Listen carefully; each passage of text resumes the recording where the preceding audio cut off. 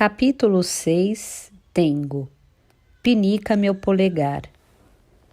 Tengo levava uma vida regrada na pequena cidade litorânea. E, na medida do possível, procurava manter aquela vida metódica. Ele próprio não sabia dizer porquê, mas a impressão que tinha era de que manter a rotina era algo fundamental naquele momento.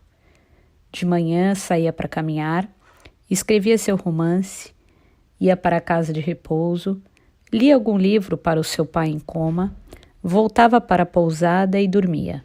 Uma rotina que lembrava o ritmo daquelas monótonas e repetitivas canções folclóricas da época do plantio de arroz. Após algumas noites quentes, seguiram-se outras extremamente frias, mas independentemente dessa variação climática que anunciava a mudança de estação, Tengo seguia subversivamente as mesmas atividades realizadas no dia anterior e, dentro do possível, empenhava-se em viver como um espectador invisível. Controlava a respiração e minimizava ao máximo quaisquer indícios de sua presença, aguardando em silenciosa expectativa aquele momento. A diferença entre um dia e o outro gradativamente se diluía. 1 semana, 10 dias se passaram, e nada de a crisálida de ar novamente se materializar. No final da tarde, quando seu pai era levado para a sala de exames, a única coisa que ficava sobre a cama era a depressão deixada por seu corpo pequeno e digno de compaixão. Será que aquilo teria sido um acontecimento único? Pensou Tengo, mordiscando os lábios naquele pequeno quarto de hospital iluminado pela luz crepuscular. Teria sido uma espécie de revelação especial que jamais ocorrerá de novo? Ou só um mero capricho da imaginação? Não houve resposta.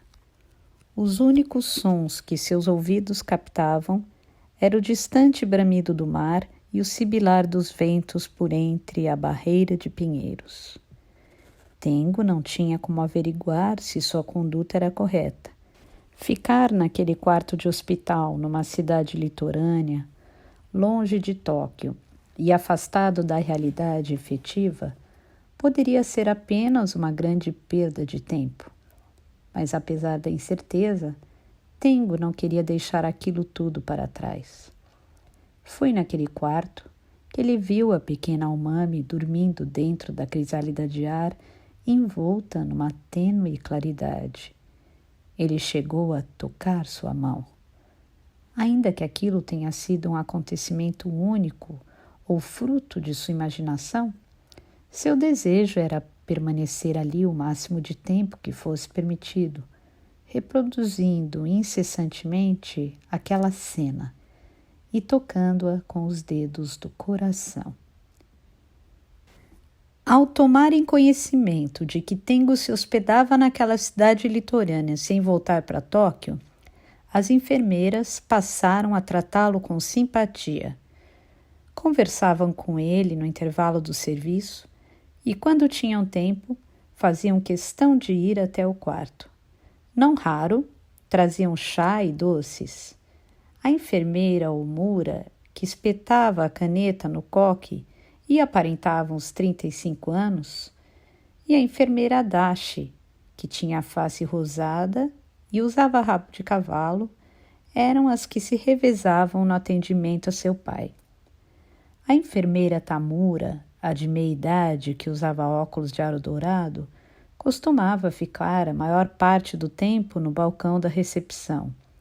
Mas quando o serviço apertava por falta de funcionários, ela também assumia a tarefa de cuidar de seu pai. As três pareciam ter uma afeição especial por Tengo. Ele, por sua vez, tinha tempo de sobra, a não ser naquele momento especial de fim de tarde, e por isso podia conversar à vontade sobre vários assuntos.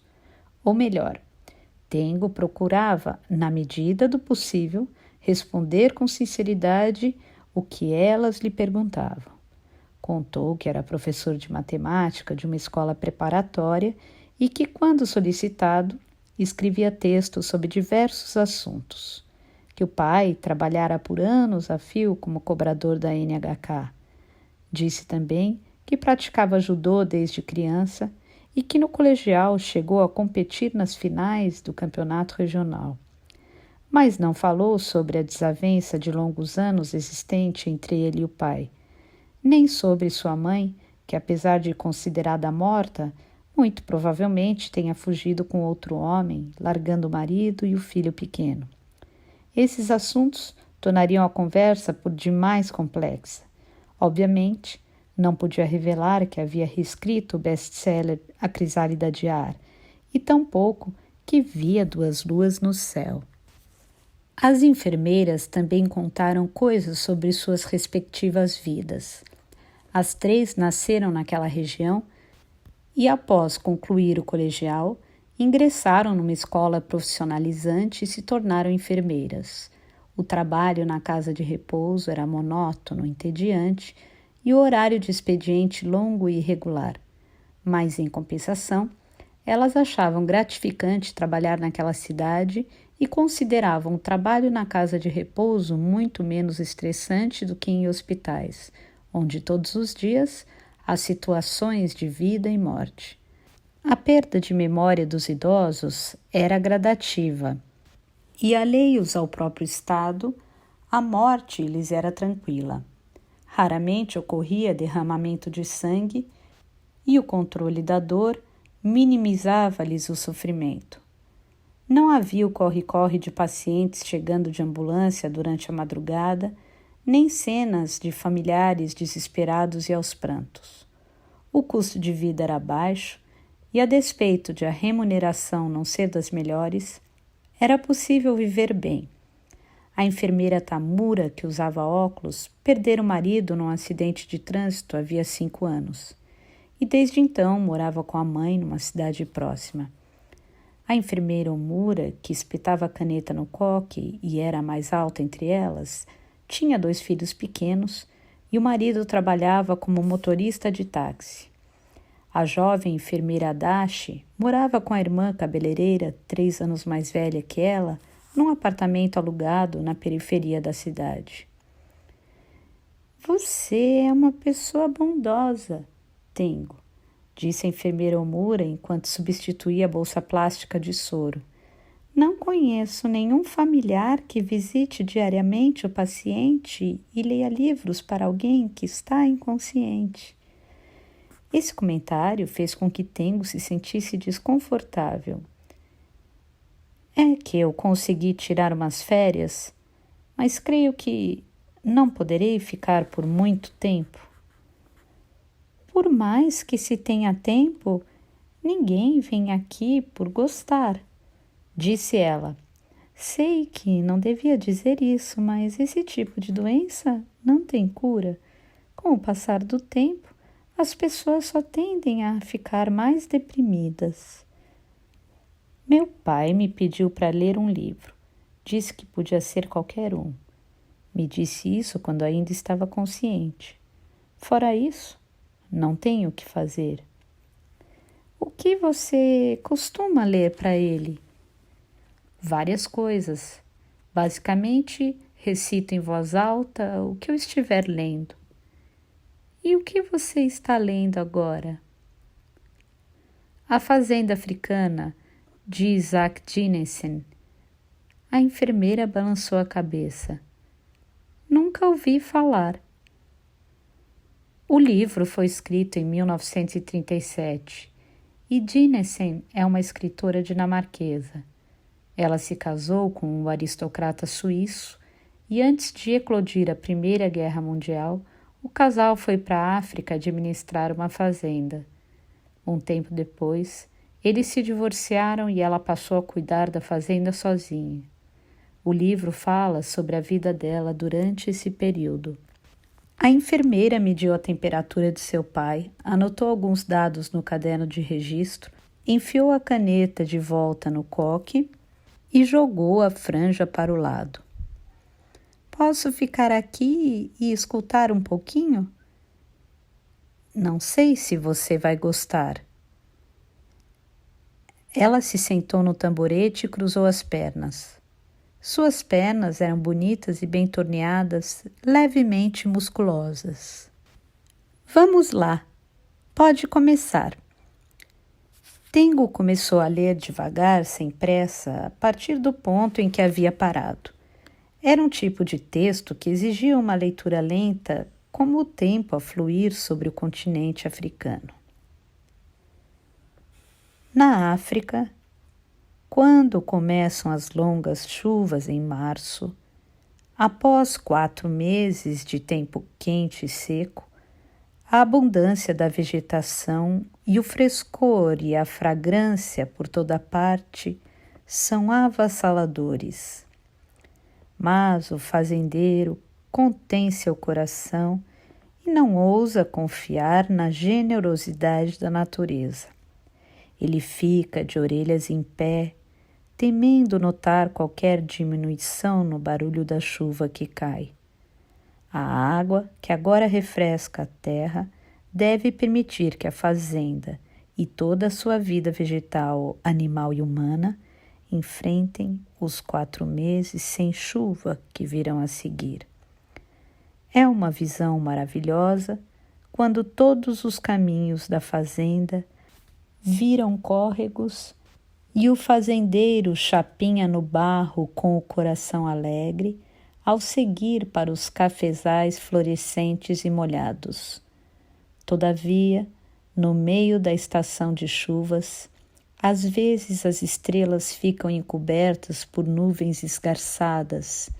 Então, ele sai de casa e ergue os olhos como se quisesse se pendurar no firmamento a fim de ordenhar mais chuva.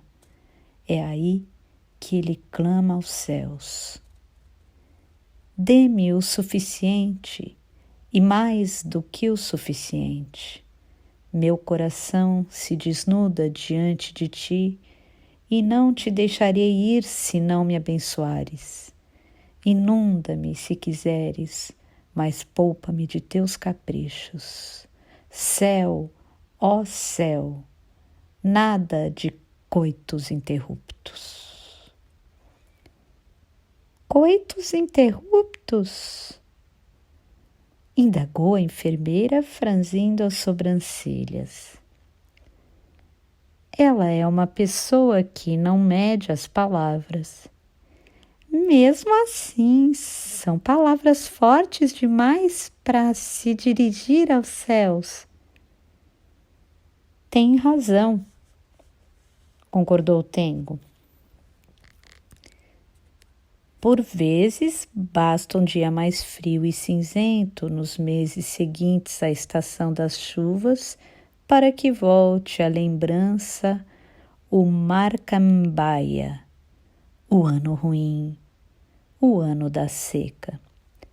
Naquela época, os quicuios costumavam levar o gado para pastar perto de casa, e um dos pastores que possuía uma flauta, de tempos em tempos, tocava uma breve melodia.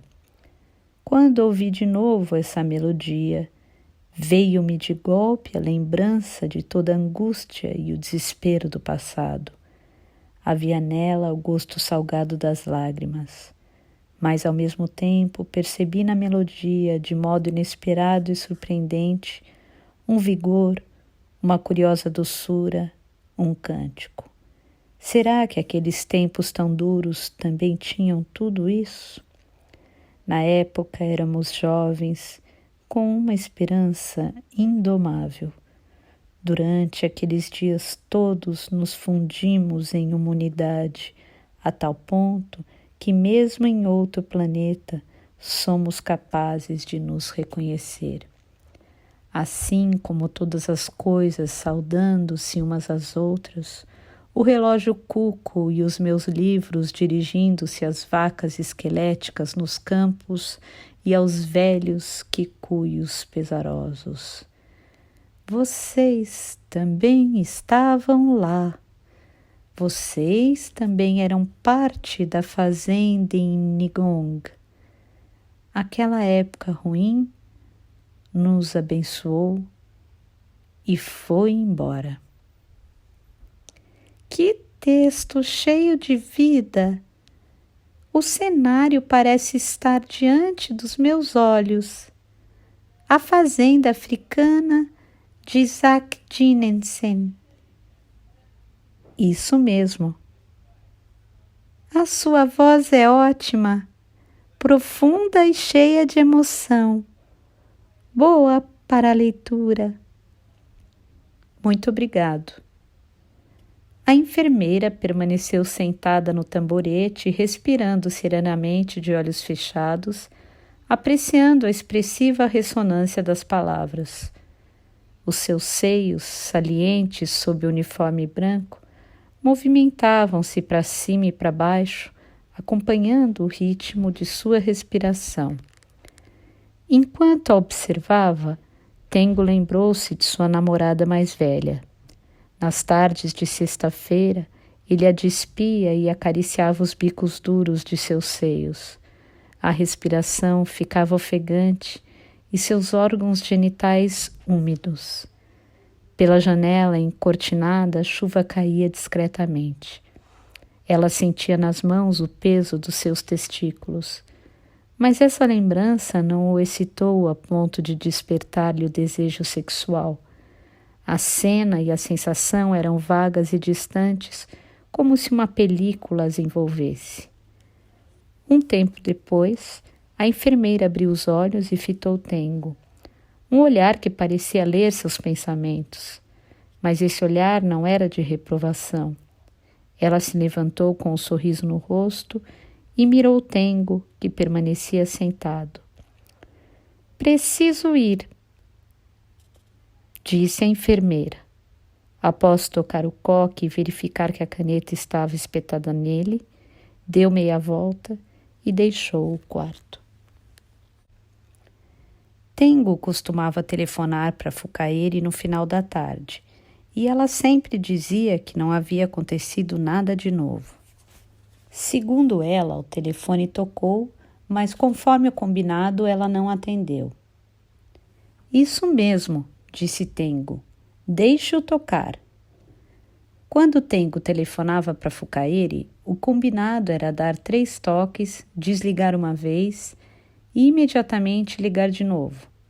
Mas ela dificilmente cumpria esse acordo. Quase sempre atendia no primeiro toque. Você precisa seguir o combinado. Tengo costumava chamar-lhe a atenção toda vez que isso acontecia. Não se preocupe, sei quando é você. Você sabe quando sou eu que telefona? Outras ligações eu não atendo. Realmente, acho que isso é possível, pensou Tengo. Ele próprio, de algum modo, também sabia quando o telefonema era de Komatsu. O tom era impaciente e nervoso, como o toque irritante de alguém batendo os dedos no tampo de uma mesa. Mas isso, de algum modo, não passava de uma intuição. De modo algum, ele atendia a ligação tendo certeza absoluta de ser Komatsu.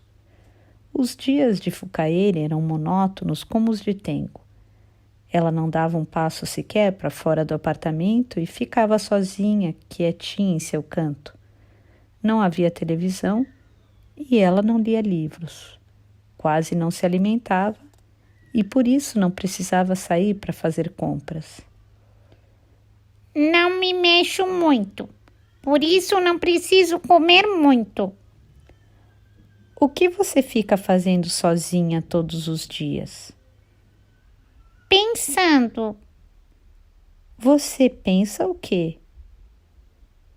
Ela não respondeu. O corvo sempre vem aqui. Uma vez por dia o corvo sempre aparece? Ele não vem só uma vez, tem vindo várias. O mesmo corvo? É. Tem vindo mais alguém? O homem da NHK veio de novo. O mesmo da vez anterior? Ele ficou berrando que o Cavana era um ladrão. Ele ficou gritando isso na frente da porta? Para que todos pudessem ouvir. Tengo deu um tempo para pensar no assunto. Não se preocupe. Você não tem nada a ver com isso e ele não vai lhe causar mal algum. Ele disse que sabia que você estava escondido. Não se preocupe, disse Tengo. Ele não tem como saber. É um blefe com o intuito de amedrontar. O pessoal da NHK costuma usar esse tipo de ardil para intimidar a pessoa. Tengo presenciou inúmeras vezes seu pai usando esse mesmo subterfúgio. Nas tardes de domingo, sua voz malevolente ecoava pelos corredores dos conjuntos residenciais. Ameaças e zombarias. Tengo apertou levemente as têmporas com as pontas dos dedos. As lembranças trazem consigo bagagens extras e pesadas. Como se intuísse algo em meio ao silêncio, Fukaeri perguntou: Você está bem? Estou. Não ligue para esse homem da NHK. O Corvo também disse a mesma coisa. Que bom, falou Tengo.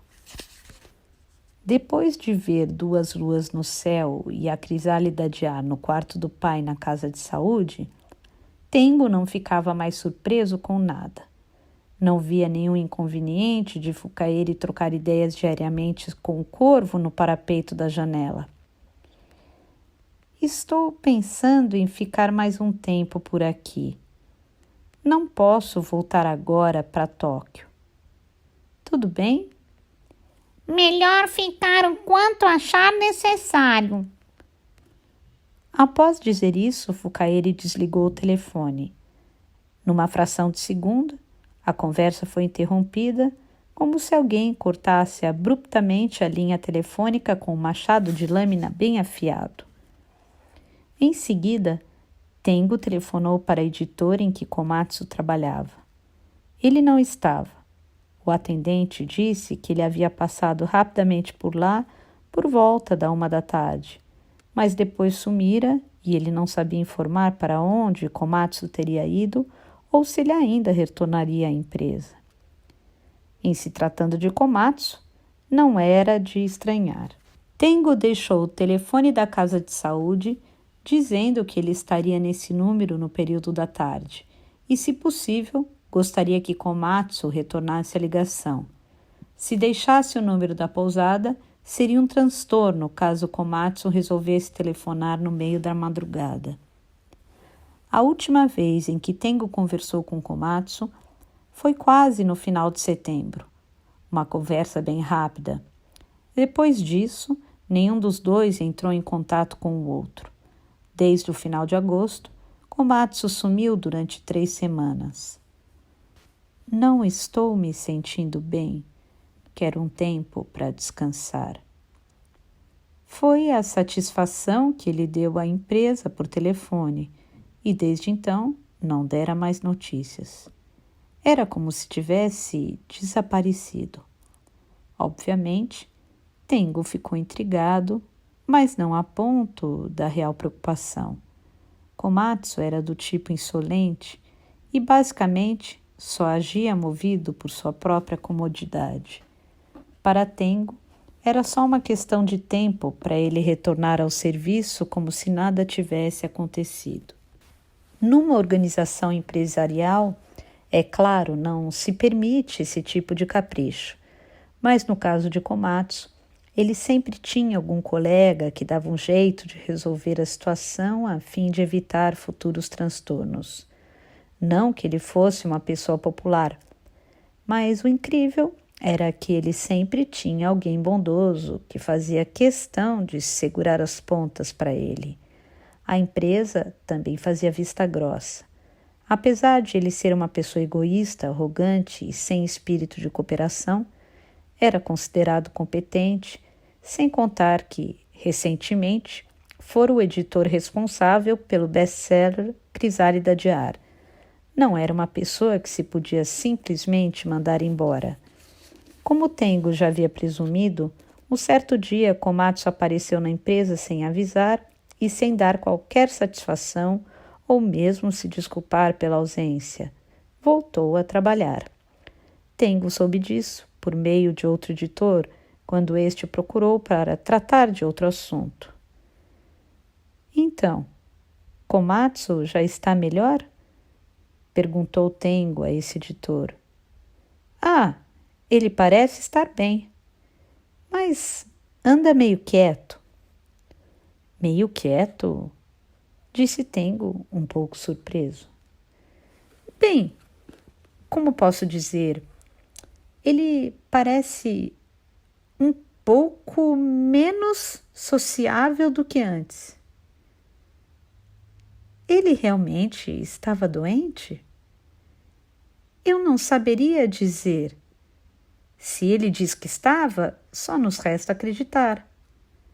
Mas com ele de volta, os assuntos pendentes que estavam acumulados estão sendo resolvidos, e isso para nós é uma bênção. Enquanto ele esteve ausente, ocorreram inúmeros problemas relacionados à crisálida de ar, e você não imagina a dor de cabeça que isso nos deu. Por falar em crisálida de ar, como ficou o caso do desaparecimento de Fukaeri? Não ficou. Está do mesmo jeito. O caso está parado e ainda não se sabe o paradeiro da jovem escritora. Todos os envolvidos no caso estão perplexos, sem saber o que fazer. Leio os jornais, mas ultimamente não se fala nada a respeito disso. A imprensa evita tocar nesse assunto ou se mantém a uma distância segura. A polícia também não age ostensivamente. Sobre esse assunto, acho melhor você pegar os detalhes com o próprio Komatsu. Mas, como te disse anteriormente, ele não está tão comunicativo quanto antes. Ou melhor, ele não parece ser o mesmo. Aquela incrível autoconfiança parece ter desaparecido. E como ele anda introspectivo, vira e mexe, fica sozinho, pensando. E também ficou rabugento. Às vezes, parece até que ele se esquece de que há outras pessoas ao redor dele. É como se estivesse sozinho dentro de um buraco. Introspectivo, disse Tengo. Assim que você conversar com ele, vai entender o que eu digo. Tengo agradeceu e desligou o telefone. Decorridos alguns dias, Tengo telefonou para Komatsu já no final da tarde. Ele se encontrava na editora. Conforme dissera o outro editor, o jeito de Komatsu falar não era o de sempre. O normal seria algo ininterrupto, mas nesse dia sua fala era entrecortada e, enquanto conversava com Tengo, parecia que uma parte dele estava constantemente pensando em outra coisa. Tengo achou que ele estivesse enfrentando algum tipo de problema. De qualquer modo, não parecia ser aquele sujeito de sempre, cheio de si. Ele antes agia de acordo com seu estilo e ritmo, sem se deixar acuar, e, independentemente de estar triste ou enfrentando graves problemas, jamais deixava transparecer nada no rosto. — Você está bem de saúde? Perguntou Tengo. — De saúde? Você não estava afastado por motivo de saúde? Ah, tem razão. Isso já passou? Em breve, numa outra ocasião, te conto a respeito. Agora não é uma hora conveniente. Em breve? Numa outra ocasião? Pensou Tengo. Havia algo de estranho nesse seu jeito de falar que intrigou Tengo. Era como se não houvesse entre eles um distanciamento, e suas palavras pareciam superficiais e sem profundidade. Tengo tratou de mudar de assunto e tomou a iniciativa de desligar. Evitou falar sobre a crisálida de ar e igualmente sobre Fukaeri. Ele percebeu, pelo tom de voz de Komatsu, que ele estava evitando tocar nesses assuntos. Será que alguma vez Komatsu deixou de falar algo por não ser conveniente? Seja como for, essa foi a última vez que Tengo conversou com Komatsu. Era final de setembro. Desde então, haviam-se passado mais de 2 meses. Komatsu era um homem que gostava de falar longamente ao telefone. Obviamente, ele não fazia isso com qualquer um, mas era de seu feitio falar de vários assuntos, um após o outro, de modo a organizar seus próprios pensamentos. Nessas ocasiões, a função de Tengo era, por assim dizer, a de uma parede contra a qual Komatsu arremessava sua bola de tênis. Às vezes, Komatsu telefonava mesmo sem necessidade, quase sempre num horário inconveniente. Se não quisesse, ficava um tempão sem dar notícias. No entanto, sumir por mais de 2 meses era inusitado. Talvez ele não queira falar com ninguém, pensou Tengo.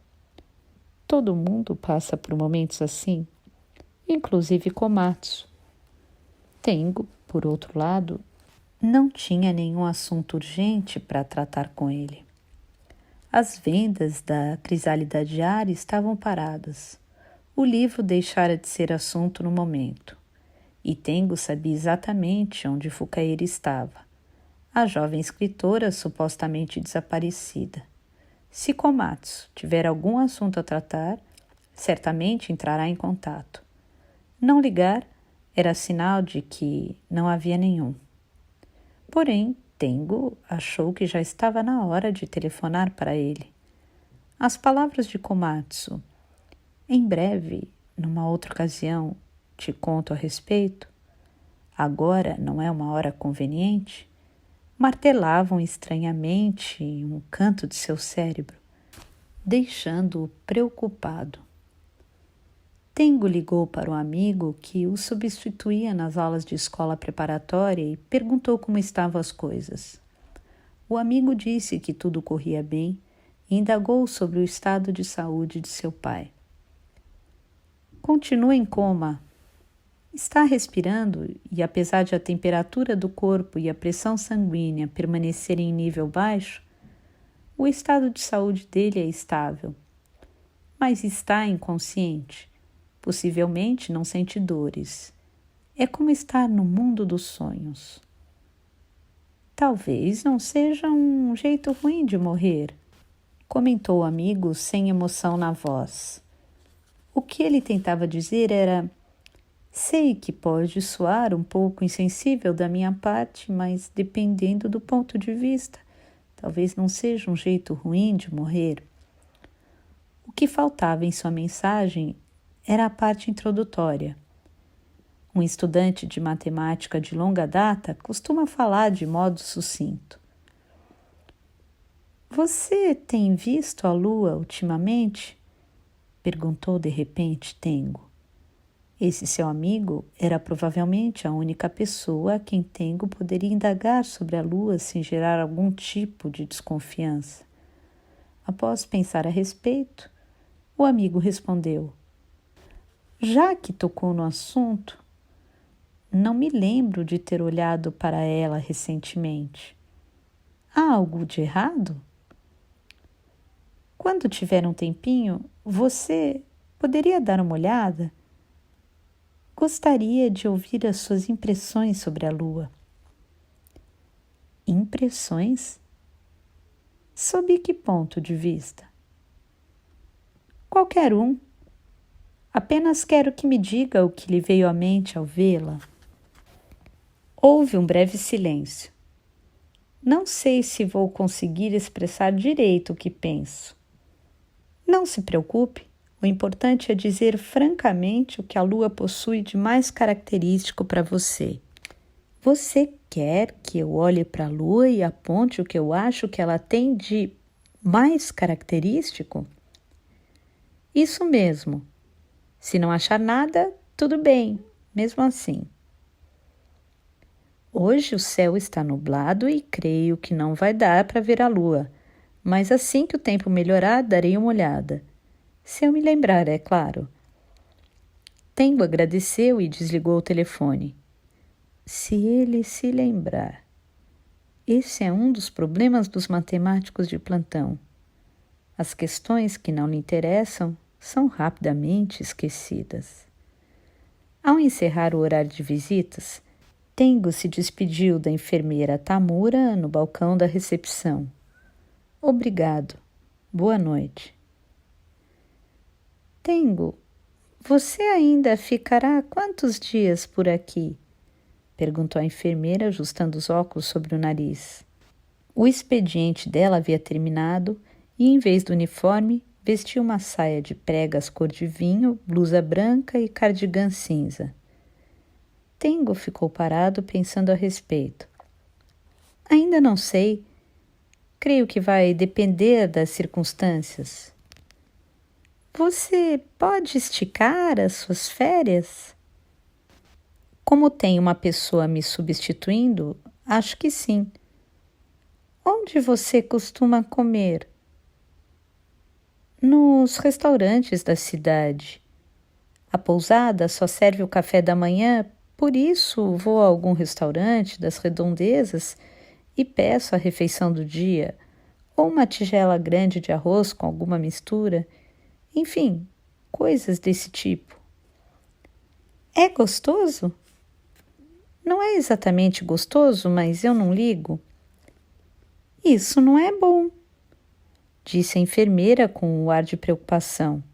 Você precisa se alimentar bem, comer alimentos nutritivos. Sabia que ultimamente você está com cara de cavalo que dorme em pé? Cavalo que dorme em pé? Você nunca viu um cavalo dormindo em pé? Tengo balançou a cabeça. Ainda não. A cara dele fica exatamente como essa sua cara de agora. Acho melhor você ir até o banheiro e se olhar no espelho. De relance não dá para perceber, mas se olhar atentamente você verá. Os olhos estão abertos, mas não enxergam nada. Os cavalos dormem de olhos abertos? Exatamente como você. Por alguns instantes, Tengo até pensou em ir ao banheiro se olhar no espelho, mas optou por não ir. Entendi. Vou procurar comer alimentos mais nutritivos. Pois então, você não quer sair para comer yakiniku? Yakiniku? Tengo não costumava comer carne vermelha. Não que não gostasse, mas no dia a dia não sentia vontade. Mas, ao receber o convite, achou que não seria nada mal comer espetinho de carne depois de tanto tempo, e seu corpo precisava de nutrientes. Combinamos de sair à noite para comer yakiniku. Venha conosco. Combinaram? Vamos nos encontrar às 6:30 após o expediente. Somos 3. Que tal? As outras duas eram a enfermeira Omura, que tinha um filho e espetava a caneta no coque, e a jovem, a pequenina enfermeira Adachi. As 3 também cultivavam amizade fora do ambiente de trabalho. Tengo refletiu sobre a possibilidade de acompanhá-las. No fundo, não queria bagunçar sua rotina, mas não conseguiu pensar em algum pretexto para recusar o convite. Elas sabiam que ele tinha tempo de sobra. Se não for atrapalhar, de jeito nenhum. Jamais convidaria alguém só por obrigação, ainda mais se fosse uma pessoa inconveniente. Não faça cerimônia e junte-se a nós. De vez em quando é bom ter a companhia de um homem jovem e saudável. Saudável é algo que posso garantir. Isso é o que importa. Elas trabalhavam no mesmo local, mas era difícil que o horário de saída das 3 enfermeiras coincidisse. No entanto, elas faziam de tudo para que ao menos uma vez por mês saíssem na mesma hora.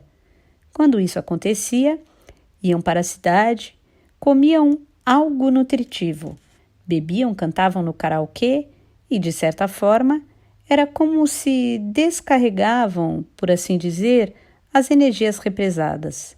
Certamente, elas precisavam disso para espairecer. A vida nas cidades do interior era monótona, e no serviço, além dos médicos e demais enfermeiras, as únicas pessoas que elas viam eram os pacientes idosos sem vitalidade e sem memória. As 3 enfermeiras comiam e bebiam muito. Tengo não conseguiu acompanhar o ritmo delas. Sentado ao lado das superanimadas enfermeiras, Tengo conversava de modo tranquilo, apreciando a carne assada no espeto e tomando cerveja aos poucos para não ficar bêbado. Após deixar o restaurante de Yakinuko, resolveram ir para outro bar nas proximidades. Pediram uma garrafa de uísque e começaram a cantar no karaokê. As enfermeiras cantaram suas músicas preferidas e, para finalizar, as 3 cantaram em conjunto uma música das Candies com direito à coreografia e tudo. Coreografia que certamente havia sido previamente ensaiada, pois a performance era simplesmente impecável. Tengo não era muito bom de karaokê, mas resolveu cantar pelo menos uma música, a de Yosui Noi, de que se lembrava vagamente. Após algumas doses, a jovem enfermeira Dashi, que não era de falar muito, começou a se soltar, ficando alegre e atrevida. Com o efeito do álcool, as bochechas coradas ganharam uma coloração bronzeada, dando-lhe uma aparência ainda mais saudável. Ria à toa, até com piadas bobas e sem graça, e com o tempo foi se apoiando de forma insinuante no ombro de Tengo. A enfermeira Mura, que era alta e sempre andava com uma caneta espetada no coque, havia trocado de roupa. Estava de vestido azul, num tom um pouco abaixo do marinho, e soltara o coque. Os cabelos soltos a deixavam com uma aparência 3 ou 4 anos mais nova, e sua voz estava 1/8 mais baixa. A postura de profissional ágil e eficiente era substituída por uma mais tranquila. Era como se ela ganhasse uma personalidade diferente. A única que praticamente continuou sendo a mesma, tanto na aparência quanto na personalidade, era a enfermeira Tamura com seus óculos de aro dourado. Essa noite as crianças estão sob os cuidados de uma vizinha, disse a enfermeira Omura, voltando-se para Tengo. Meu marido está trabalhando no turno da noite e não está em casa. É nessas horas que a gente precisa sair e se divertir à vontade, sem preocupações. É importante espairecer, não acha, Tengo? Elas agora o chamavam de Tengo e não mais formalmente Senhor Cavana ou Senhor Tengo. Geralmente as pessoas que o conheciam costumavam chamá-lo espontaneamente de Tengo. Até mesmo entre os seus alunos do cursinho ele era chamado do primeiro nome. Sem dúvida, é isso mesmo, concordou Tengo. Precisamos desses momentos de descontração, disse a enfermeira Tamura, bebendo uma dose de uísque Suntory Old com água. Afinal, somos de carne e osso. Sem uniforme somos apenas mulheres, disse a enfermeira Adachi, dando risadinhas como se tivesse falado algo profundo. Então, Tengo, disse a enfermeira Omura, será que posso fazer uma pergunta indiscreta? Qual? Você é comprometido? Boa pergunta. Também quero saber, disse a enfermeira Adachi, mastigando ruidosamente os petiscos de milho com seus dentes grandes e brancos. É uma história meio complicada, difícil de contar, disse Tengo. Histórias assim são ótimas, disse a experiente enfermeira Tamura. Temos tempo de sobra. Será um prazer escutá-la. Vamos, conte-nos essa sua história meio complicada e difícil de contar. Conte, conte, disse a enfermeira Adachi, batendo palminhas e rindo. Não é uma história interessante, disse Tengo. É bem banal e sem nexo. Então, pelo menos nos conte como ela termina, disse a enfermeira Omura. Afinal, você tem namorada ou não? Tengo acabou cedendo. Agora, no final das contas, acho que estou sem namorada. É mesmo? Disse a enfermeira Tamura. E após mexer com o dedo gelo do copo e lambê-lo, comentou: isso não é bom. Não é bom mesmo. É um desperdício um rapaz jovem e saudável como você não ter um relacionamento mais íntimo com alguém. Não faz bem para o corpo, disse a enfermeira Omura. Guardar aquilo para si durante muito tempo pode deixar a pessoa de miolo mole. A enfermeira Adachi deu uma risadinha de costume. De miolo mole, disse ela e bateu na têmpora com a ponta do dedo. Mas até um tempo atrás eu tinha alguém, disse Tengo tentando se justificar. Mas um tempo atrás ela te deixou, não é? Disse a enfermeira Tamura acertando os óculos. Tengo confirmou com a cabeça. Foi ela que te deixou? Indagou a enfermeira Omura. Não sei, disse Tengo inclinando a cabeça. Acho que sim. O mais provável é que ela tenha me deixado. Por acaso essa pessoa era bem mais velha que você? Perguntou a enfermeira Tamura, estreitando os olhos. Sim, ela era mais velha. Respondeu Tengo surpreso de ela saber disso. Não disse? A enfermeira Tamura olhou para as outras com ares de orgulho. As duas concordaram. Eu disse para essas duas, disse a enfermeira Tamura. O Tengo provavelmente tem uma namorada mais velha.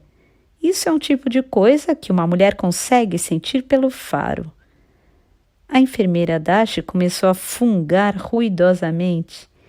E, além de tudo, ela deve ser casada, disse a enfermeira Omura num tom de voz lânguido. Estou certa? Tengo hesitou antes de concordar, mas àquela altura não adiantava mentir.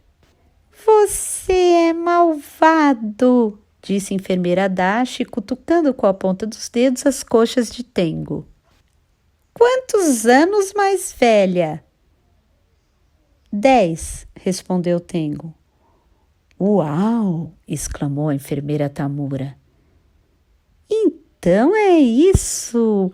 Essa mulher madura e casada deve ter te mimado muito, disse a enfermeira Omura, que já era mãe. Isso é que é bom! Será que tenho alguma chance? Saiba que eu também posso confortar o solitário e gentil Tengo. Pode não parecer, mas meu corpo não é de se jogar fora. Ela pegou a mão de Tengo e tentou pressioná-la em seu peito. As outras duas tentaram impedi-la. A despeito de ela estar bêbada e fazer esse tipo de gracinha, as duas queriam preservar a linha divisória entre as enfermeiras e os familiares dos pacientes. Ou então temiam que alguém visse aquela cena. Era uma cidade pequena e os boatos corriam à solta. E o marido da enfermeira Omura poderia ser uma pessoa ciumenta. Tengo, por sua vez, queria evitar mais problemas do que já tinha. Saiba que você é um homem e tanto, disse a enfermeira Tamura, mudando de assunto. Veio de tão longe e todos os dias fica horas a fio sentado ao lado de seu pai, lendo para ele. Nem todo mundo é capaz de fazer isso. A jovem enfermeira Dasha inclinou levemente a cabeça e concordou. Realmente é de se admirar, uma atitude que merece o nosso respeito. Estamos sempre te elogiando, disse a enfermeira Tamura. Tengo, sem querer, ruborizou. Ele não estava na cidade para cuidar do pai.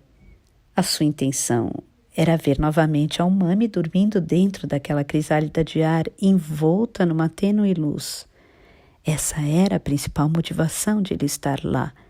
Cuidar do pai era um mero pretexto, mas não poderia revelar sua motivação, pois teria também de explicar o que era uma crisálida de ar.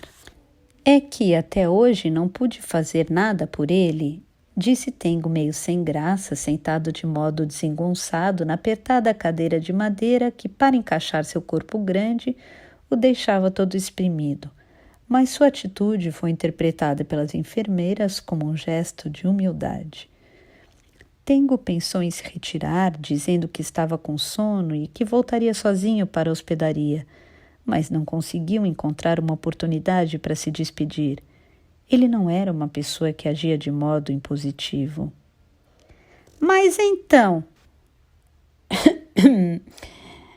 voltando àquele assunto, por que você se separou dessa mulher casada 10 anos mais velha? Vocês se davam bem, não davam? Foi porque o marido dela descobriu? É isso? Não sei dizer o motivo. Um dia ela simplesmente deixou de dar notícias e desde então não a vejo mais. Será que ela enjoou de você? Omura, enfermeira alta e com filhos, meneou a cabeça, discordando e ergueu o indicador. Disse, voltando-se para Dashi. Você ainda não sabe nada sobre o mundo. Não sabe nada. É impossível que uma mulher casada de 40 anos largue um rapaz saudável e gostoso dizendo simplesmente muito obrigada, foi ótimo, adeus. Só o contrário é possível. Será mesmo? Disse a enfermeira Dasha, inclinando levemente a cabeça. Tá aí uma coisa que não entendo. Mas é isso mesmo, afirmou categoricamente a enfermeira Omura, fixando seus olhos em Tengo por alguns instantes, como se conferisse as letras de uma lápide talhadas com cinzel. Um tempo depois, Omura balançou a cabeça, concordando consigo mesma. Quando você ficar mais velha, vai entender. Ah, estou à míngua há muito tempo, disse a enfermeira Tamura, recostada na cadeira. Durante algum tempo, elas fofocaram sobre as aventuras sexuais de uma pessoa que Tengo não conhecia, mas que supostamente devia ser alguma enfermeira que trabalhava com elas. Segurando o copo de uísque com água, Tengo as observava conversando e se lembrou das 3 bruxas de Macbeth.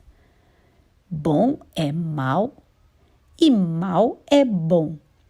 Foram as palavras mágicas que as bruxas entoaram para incutir ambições más no coração de Macbeth.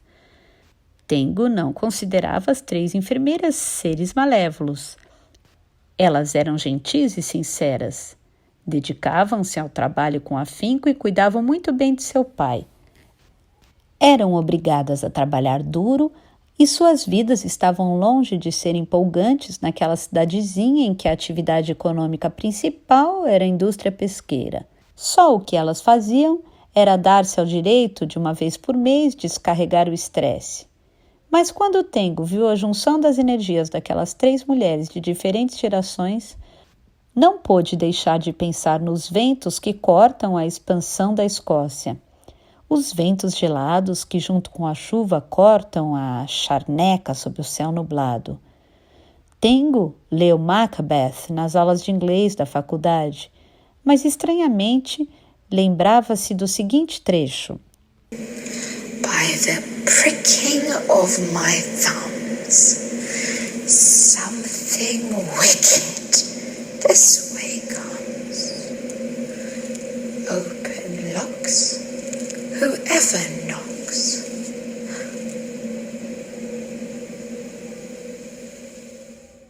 Pinica, meu polegar, algo mal está para chegar. Abre logo a fechadura para quem bate e nos procura. Por que será que ainda hoje consigo me lembrar claramente desse trecho? Um trecho que nem sei ao certo quem falava na peça.